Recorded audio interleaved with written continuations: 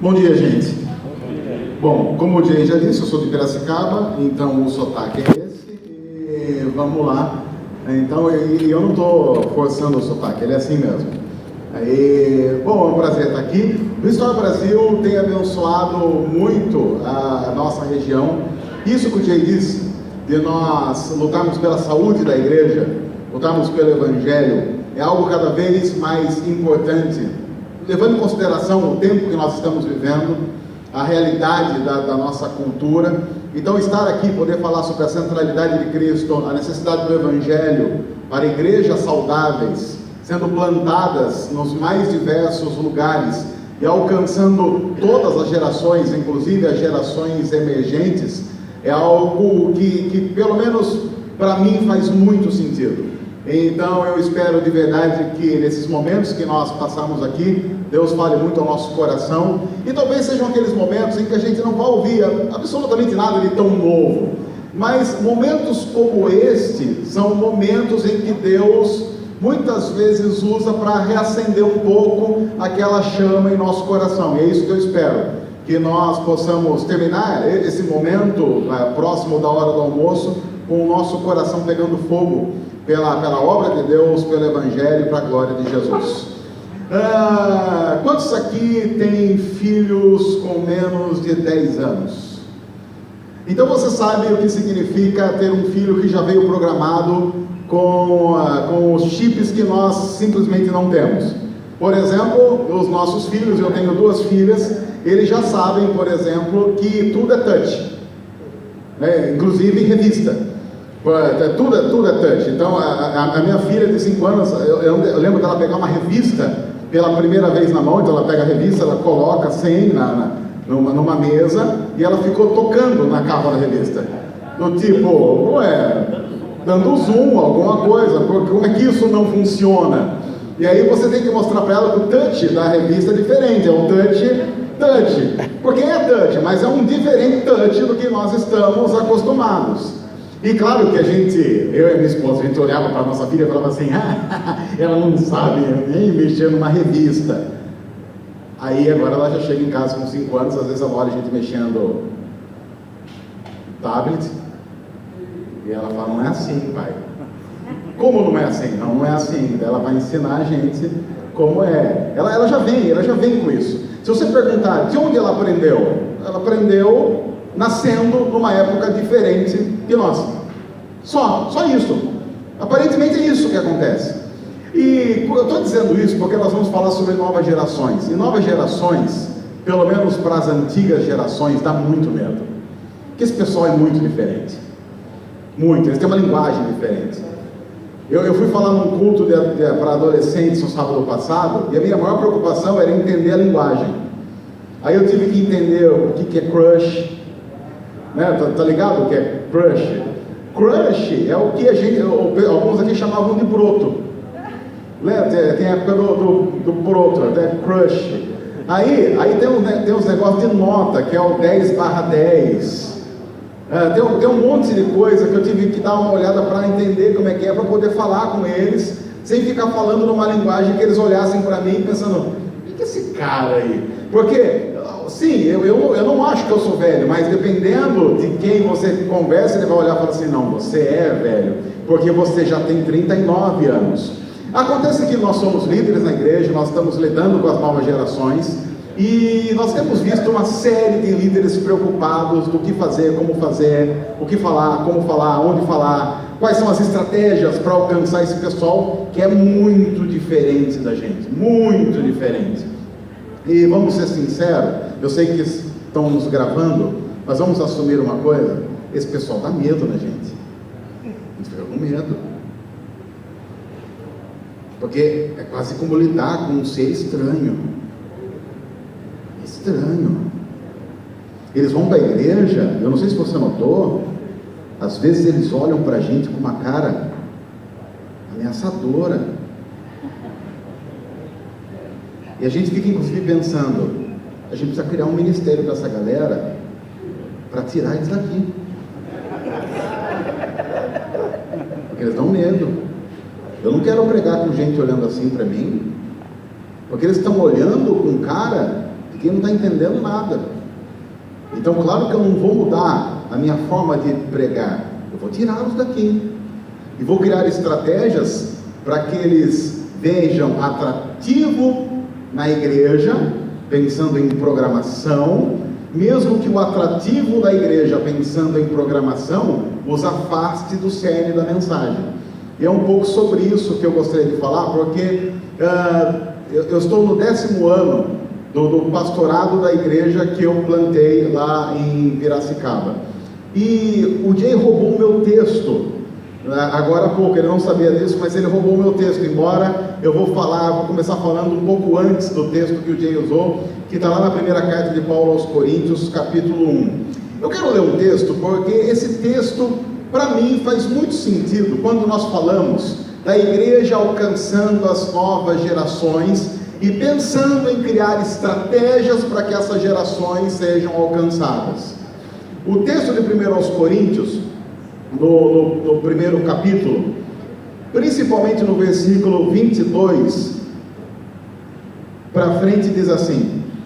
Eu sei que eu estou pegando o texto no meio, mas a gente vai depois conversar um pouco sobre o texto como um todo. Os judeus pedem sinais miraculosos, e os gregos procuram sabedoria.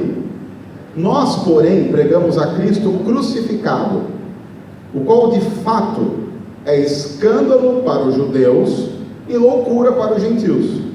Mas para os que foram chamados, tanto judeus como gregos, Cristo é o poder de Deus e a sabedoria de Deus. Porque a loucura de Deus é mais sábia que a sabedoria humana, e a fraqueza de Deus é mais forte do que a força do homem. Para mim, o que chama atenção nesse texto é que Paulo está dizendo assim: você tem dois grupos completamente diferentes, que pelo menos no contexto em que Paulo está escrevendo, são grupos que são o alvo da pregação dele: judeus e gregos. Em alguns momentos Paulo vai usar judeus e gentios, e Paulo está dizendo, esses grupos são diferentes, são grupos que têm expectativas diferentes, são grupos que têm culturas diferentes, são grupos que têm uma história totalmente diferente uma da outra. Se você vai comparar judeu e gentio, é até difícil, os pontos de contato não são tantos assim. E aí Paulo diz, inclusive quando se fala de cruz, que é o centro do cristianismo, a cruz tem um significado para um desses grupos, e um outro significado para o outro deles. E ele diz, a cruz para os judeus é escândalo, e para os gentios é o que? Loucura. Dois grupos, duas posturas diferentes, embora as duas posturas de rejeição à mensagem. Mas aí Paulo diz, no entanto, a gente deve se acostumar com isso, porque se a gente for parar para pensar de verdade, a mensagem da cruz é o que? A loucura. A loucura. Se a gente for pensar na mensagem da cruz, ela é loucura para todo mundo. Eu estou dizendo isso porque uma das coisas que nós precisamos quebrar quando nós vamos falar das novas gerações é o estigma da nova geração. Ah, a nova geração é difícil. É difícil comparando a quem? Porque a pergunta que nós precisamos então fazer é: quem não é difícil? Se a gente pegar, inclusive, as novas gerações, algumas acusações que são feitas com relação às novas gerações. As novas gerações não querem saber de Deus. Ah, estão falando aqueles que querem saber de Deus, é isso? Então nós precisamos definir. As pessoas de 35, 40 anos para cima são pessoas que querem saber de Deus, enquanto as pessoas de 40 anos, 35 anos para baixo não querem saber de Deus. Se a Bíblia está correta, isso não é verdade. Se a Bíblia está correta e nós cremos, ninguém quer saber de Deus. Ninguém. Nós nascemos pecadores, inclinados para o mal, inclinados para tudo aquilo que é ruim, e a Bíblia diz que nós somos, pela nossa natureza, inimigos de Deus. Seja você alguém de 80, seja você alguém de 10 anos. O que acontece é que talvez as novas gerações não tenham tanta dificuldade de expressar isso. Talvez se você perguntar para alguém de 60 anos, o que você acha de Deus? Ele vai dizer, Deus é legal, é um conceito interessante, embora não seja um conceito que eu leve muito a sério, é algo que há de se pensar, porque ele vai tentar ser polido. Talvez se você perguntar para uma pessoa de 15, o que você acha de Deus? Acho uma roubada. Só isso? Só isso, não estou interessado. Para mim não serve. Mas quando você vai ver a vida tanto do cara de 60 quanto do cara de 15 com relação a Deus, é praticamente a mesma coisa. Os dois estão caminhando de costas para Deus, contrários à vontade de Deus. Acontece que a geração que está chegando não tem medo e não tem pudor de dizer isso, porque sim, é uma geração que está crescendo numa época sem tantos filtros como as gerações anteriores cresceram. Eu particularmente não acho que essa geração, as gerações que estão chegando, não querem saber de Deus mais do que nós não queremos saber de Deus. Eu acho inclusive que as novas gerações têm mais dificuldades, expressam essa dificuldade com a imagem de um Deus tirano, déspota. Por exemplo, se o desejo das gerações antigas é mostrar para as novas gerações o quanto eles vão para o inferno, então nós vamos ter muitas dificuldades com as novas gerações.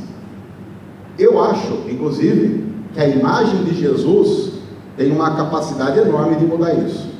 Uma outra coisa que dizem, mas uma coisa não dá para negar, as novas gerações são egoístas.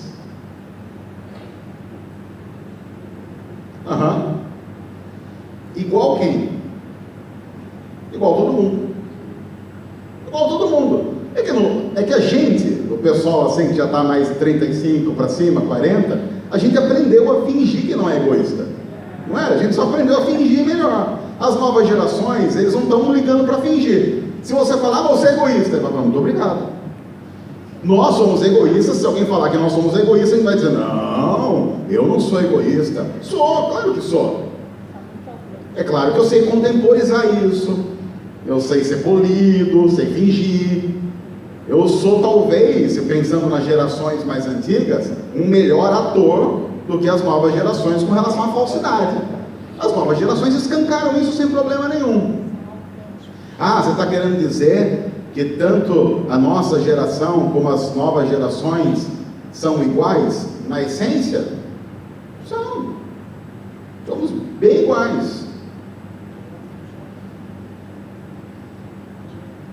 A nova geração é insegura. Olha, talvez nesse ponto as novas gerações tenham uma desvantagem. Inclusive um estudo saiu há pouco tempo com relação à postura das novas gerações, o quanto eles são inseguros, o quanto eles não aguentam às vezes a pressão no mercado de trabalho. Muitas empresas estão tendo que recontratar aqueles empregados mais antigos para os cargos de liderança, porque eles mandaram aqueles empregados mais antigos embora, trouxeram essa moçada, mas a moçada não deu conta da pressão, e aí estão chamando de volta os caras mais antigos, agora com um salário até bem melhor, porque eles chegaram à conclusão de que o fato das pessoas dessas novas gerações serem criadas num ambiente em que não tem mais cerca, gerou nelas insegurança, porque ela já não sabe mais até onde pode ir. E isso não gerou, conforme expectativa,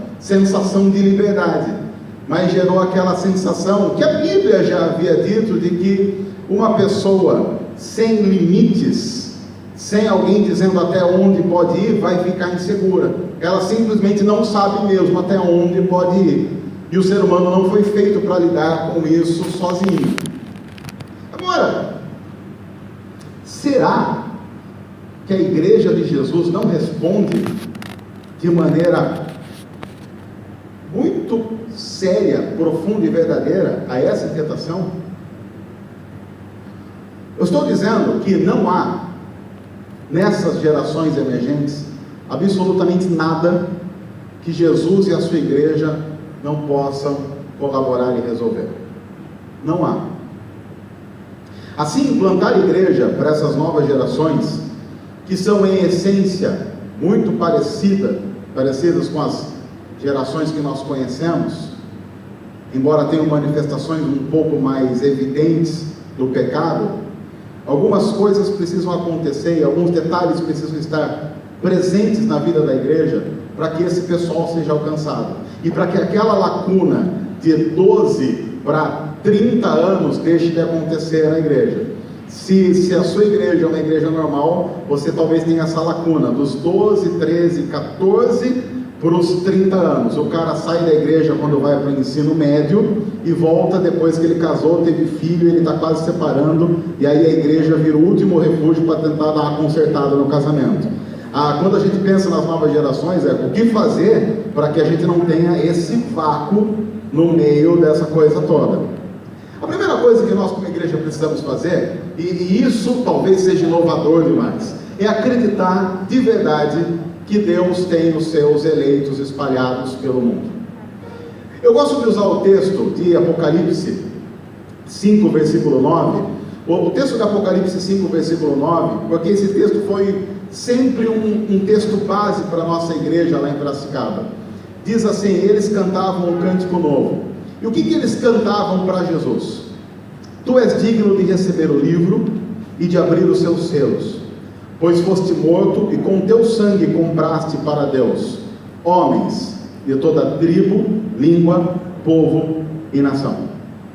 Basicamente o que eles estão cantando para Jesus é: com o teu sangue o Senhor comprou gente de todo tipo. Se comprou gente de todo tipo, comprou gente de toda idade, comprou gente de toda espécie. Imagine que você tem a capacidade de estar no trono ali, enquanto o pessoal está cantando, e você está vendo todos aqueles que foram comprados pelo sangue do Cordeiro. Você vai ver gente de todo jeito. O problema é que a gente, claro, olha às vezes para as nossas igrejas e não vê gente de todo tipo. É tudo muito homogêneo demais. Mas nós precisamos voltar a crer como igreja que Deus tem os seus eleitos. E os eleitos de Deus estão em todas as faixas etárias. Nós precisamos crer nisso, para não cair no erro de achar que as novas gerações são gerações endemoniadas. Às vezes eu escuto pastores dizendo: vocês não podem se esquecer que nós já perdemos a próxima geração, agora a gente tem que começar a pensar em investir na outra. Não, isso não é verdade. Não há como a igreja de Jesus perder nenhuma geração, porque todas as gerações têm os seus eleitos pela graça de Deus. E isso é um incentivo para que a gente olhe para eles com uma profunda esperança. Há uma palavra, há uma possibilidade. O que talvez falte para nós como igreja é a sensibilidade, o carinho de estar disposto a sentar do lado desse pessoal e ouvir o que a gente não gosta de ouvir. Por quê? Porque quando a gente pergunta algo para essas novas gerações, eles têm o costume de falar o que eles pensam de verdade, sem os filtros impostos pela religiosidade em seus templos e em suas reuniões. Eles falam. Poucas pessoas dão para mim a sensação do que Tiago diz lá na sua carta: confessem os seus pecados uns aos outros, do que essas novas gerações. Porque se você é pastor e você já esteve conversando em aconselhamento com qualquer pessoa dessas novas gerações, você sabe que a hora que termina o aconselhamento, você tem que parar um pouco, respirar, tomar água, um açúcar, um calmante, tomar um café, mais uma outra água, parar. Porque quando você pega alguém, sei lá, da nossa faixa etária, você pergunta: como é que está? Tá tudo bem. E aí, casamento? Tá levando, né, pastor? Sabe? Os problemas que todo mundo tem aí. E aí você pensa: os problemas que todo mundo tem, sei lá, eles brigaram por causa da pasta de dente. Então, e os filhos? Não, tô tranquilo. E aí, você veio aqui para conversar, por quê? Não, mas para bater um papo mesmo, que você olhe pela minha vida. Deus sabe, né, pastor? Deus sabe, então vamos orar pelo que Deus sabe. O Senhor sabe, amém. Aí entra alguém de 18 anos e você fala assim: como é que está a vida? Aí ele vai contar. Mas você tem que estar disposto a ouvir, porque ele vai contar mesmo. Ele vai contar os negócios que você não sabe que existia. Ele vai contar as coisas que não dá para contar aqui. São muito autênticos. Eles são muito autênticos. Às vezes tem que falar assim: não, irmão, minta um pouco, não fala tanto assim. Ele conta. Uma vez um cara chegou para mim, conversando, e ele frequentando a igreja, e ele frequentava a igreja já acho que há 1 ano e meio. Eu falei, cara, e aí como é que tá? Ele falou assim, pô, pastor, legal, porque eu já estou tendo a oportunidade agora de falar de Jesus com meus vizinhos. Inclusive essa semana eu falei de Jesus com o cara que trabalha na empresa do lado da minha. Eu falei, pô, que legal, cara. Eu fiquei emocionado com ele, ver como a compreensão do evangelho estava tocando ele. Ele falou assim, olha, são poucas coisas na minha vida, do pastor, que eu ainda não consegui consertar. Maconha é uma delas. Então, uma delas? Como assim maconha é uma delas? Não, porque, ó, pastor, esse estresse da vida aí, se eu não fumar maconha, eu não consigo dormir.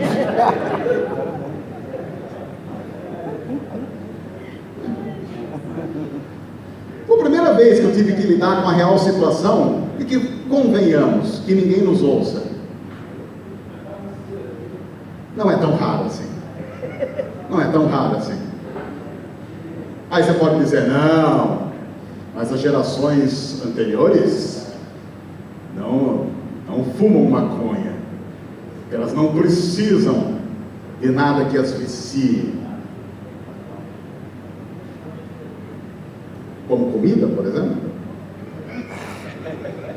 Açúcar. Eu uma vez fiquei doente e precisei ficar 1 mês sem açúcar. 1 mês. Foi um inferno. Um inferno. Porque a médica, ela falou para mim assim, olha, você vai ficar sem açúcar 1 mês. Você está doente, você tem que ficar. Mas eu vou dizer uma coisa. No segundo dia, você vai passar muito mal. Mas muito mal mesmo. Eu falei, vou, vai. Mas por quê? Você vai ter abstinência. Eu até brinquei com ela, falei assim, você está dizendo que eu sou drogado? Sim. Aí eu fui, o primeiro dia tranquilo. O primeiro dia eu falei, tá vendo? Eu não sou. No segundo dia eu lembro de suar, nem um louco, e tremer, e uma dor de cabeça, que eu me enfiei no quarto, apaguei a luz e eu dizia para minha esposa, eu tenho vontade de enfiar a cabeça na parede. E aí no dia seguinte eu mandei um e-mail para a médica, eu falei assim, eu não estou aguentando. Ela falou assim, fique tranquilo que a abstinência passa. E o pastor sendo humilhado. Porque é fácil criticar a nova geração que diz assim, eu não consigo dormir sem a maconha, eu não consigo viver sem açúcar. Esse cara precisa de maconha para dormir, eu preciso de açúcar para viver. Entendeu o lance? O que eu estou dizendo, está todo mundo certo? Não, está todo mundo muito errado, e todo mundo com uma necessidade profunda de Jesus como Salvador de toda a vida. Todos nós como igreja temos que ter a consciência de que se Jesus não vier intervir em quem nós somos, nós nunca seremos absolutamente nada. E nós não podemos olhar para gerações, para essas novas gerações, com esse olhar de que não, é uma geração perdida, Deus não tem nada ali, agora a gente precisa pensar em investir no que vem depois. Não, invista nas novas gerações, porque Deus tem os seus eleitos ali, Deus tem os seus missionários, tem os seus pastores, tem os seus engenheiros, os seus médicos. O que nós precisamos então aprender é trabalhar a legitimidade da conversa com essas novas gerações. O Craig Groeschel disse uma vez numa palestra, nós precisamos perder o medo de sujar as mãos. Não nos esquecendo que quando sujamos as mãos, mesmo quando isso acontece, nós temos a possibilidade de nos lavar no Cordeiro de Deus que tira o pecado do mundo. Uma outra coisa é que nós precisamos voltar a crer que as novas gerações precisam de verdade de Jesus. Você já notou o que as igrejas estão fazendo para alcançar as novas gerações? Então elas estão fazendo assim,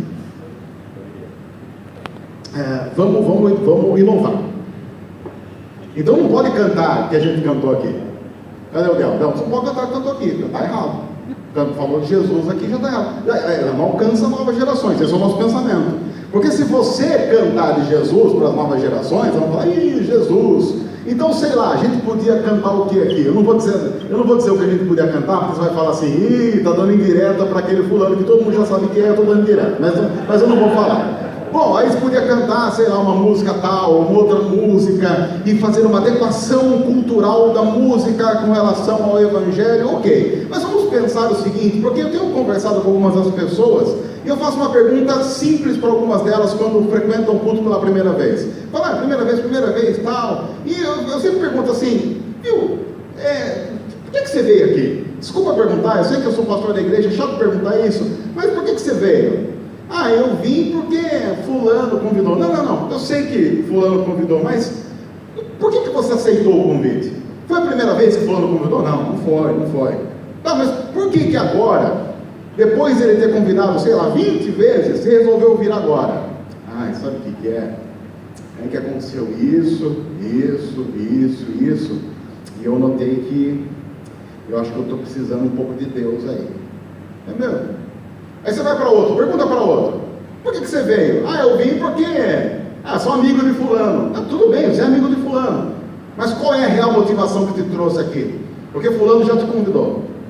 Sabe o que é? Meus pais estão passando uma crise. Eu pensei, se eu não trabalhar meu coração, eu vou ficar igual meus pais e vou afundar minha vida. Eu estou precisando de Deus. Você vai ouvir de 90% deles: eu vim aqui por causa de Deus. Aí eles chegam e eles vieram atrás do quê? De Deus. A gente vai cantar o quê? Qualquer coisa que não fale de Deus. Não tem muito sentido isso, porque nós estamos pressupondo que Jesus é algo que a gente tem que passar de maneira sorrateira, escondida, para que eles nem notem que é Jesus. Nós, como igreja, precisamos ser subversivos ao pregar a mensagem. O único que pode ser subversivo na ação é o Espírito. É o único que pode atacar o coração humano sem que o ser humano note, para que quando ele notar, já está totalmente envolvido pela mensagem. O Senhor me atingiu com laços de amor. É o que diz o profeta. Quando eu notei, já estava envolto. Só o Espírito pode fazer isso.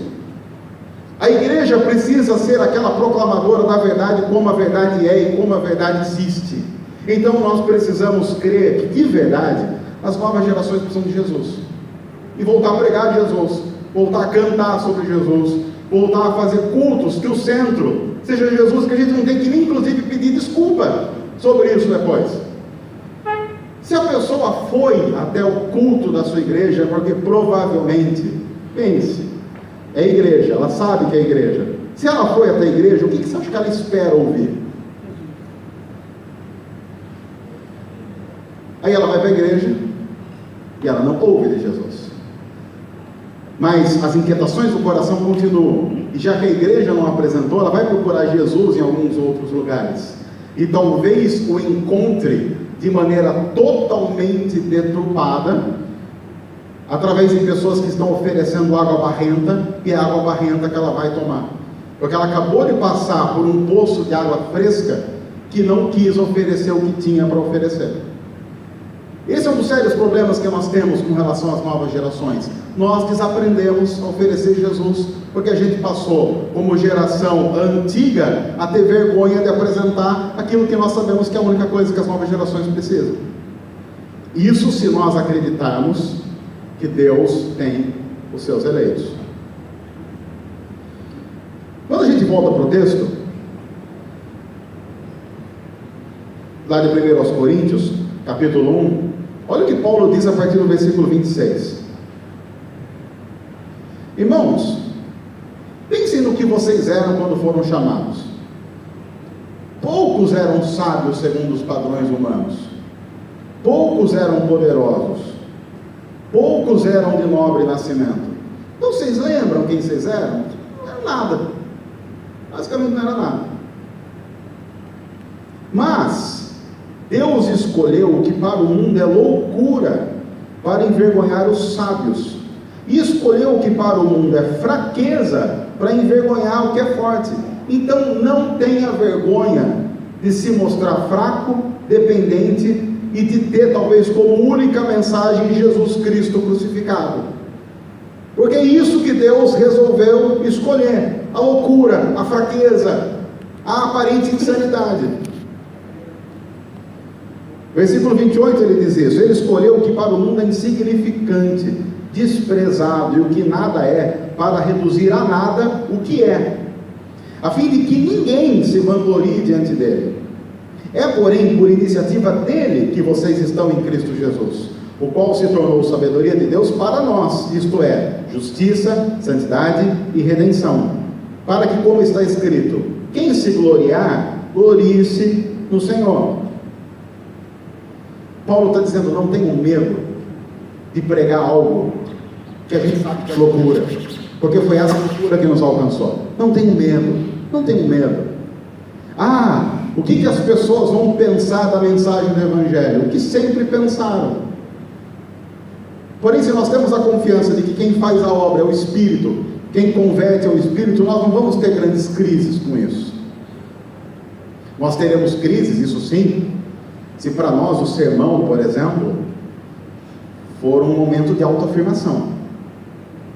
Se o sermão for um momento de autoafirmação, a pregação do Evangelho não é lá muito aconselhável, porque faz com que você compre algumas brigas e não seja tão admirável como alguém que prega frases de autoajuda jogadas no meio do nada.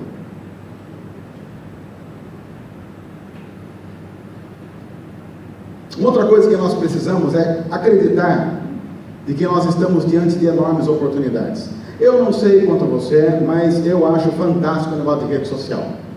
Rede social é fantástico. Rede social dá uma oportunidade de a gente ter acesso que não teria antes. Lembram? Como é que a gente fazia evangelismo antes? Lembram?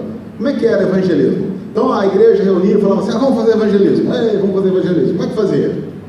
Aí você mandava imprimir uns 10 mil folhetos. Aí você tinha assim, duas oportunidades. Você podia ir à praça, colocava uma caixinha lá de Guaraná, não podia ser de outra coisa, subia na caixa, o pessoal tocava alguma coisa, e você tinha assim, na esperança que alguém parasse e ouvisse alguma coisa, e enquanto o pessoal cantava e pregava, a galera ficava lá distribuindo os folhetos. Ou então tinha uma outra forma, você pegava os folhetos e falava assim, nós vamos fazer evangelismo no bairro. O que era evangelismo no bairro? Juntava a galera da igreja, dividia por rua, dava o folheto na mão da galera, dava um treinamento e falava assim, você vai de casa em casa, bate na porta na esperança de que alguém tenha o azar de atender você. Lembram disso? Eu não sou tão velho assim, eu lembro da gente fazendo isso. Eu lembro que uma vez nós fizemos isso, terminou a escola dominical, então a gente ia fazer impacto evangelístico no bairro, acabou a escola dominical, reunia a galera, e foi uma coisa, não apareceu ninguém no culto também depois. Até os crentes ficaram meio cansados de fazer impacto evangelístico e não foram para o culto. Imagine se os não crentes iam. Era uma dificuldade, porque de cada 10 casas que você batia, 2 só atendiam. Por quê? Porque os outros 8 eram espertos, ele olhava pela janela, via que era crente, fingia que não estava. Hoje, com rede social,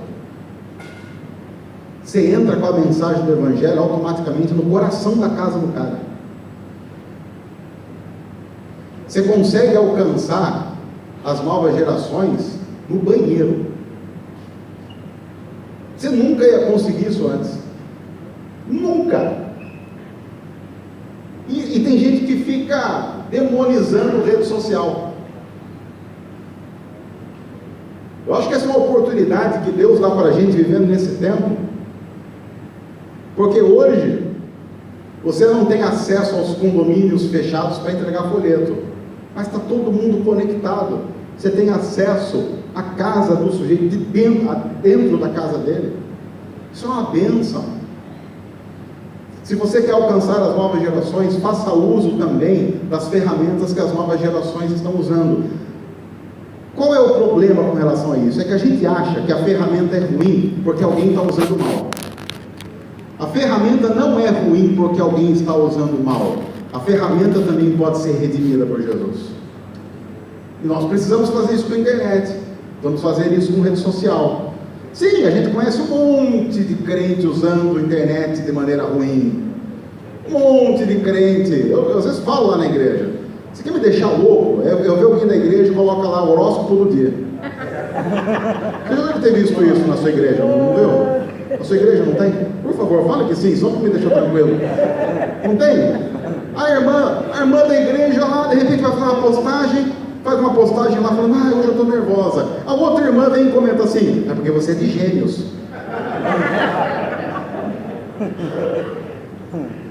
Não é porque o pessoal usa mal rede social, é que rede social é do demônio. O demônio não tem posse de rede social. E nós precisamos crer é que Deus, em Cristo, está e já resgatou todas as coisas. E as redes sociais podem ser usadas para a glória de Deus. E, gente, as novas gerações estão conectadas 24 horas por dia. Você quer ver como as redes sociais podem abençoar?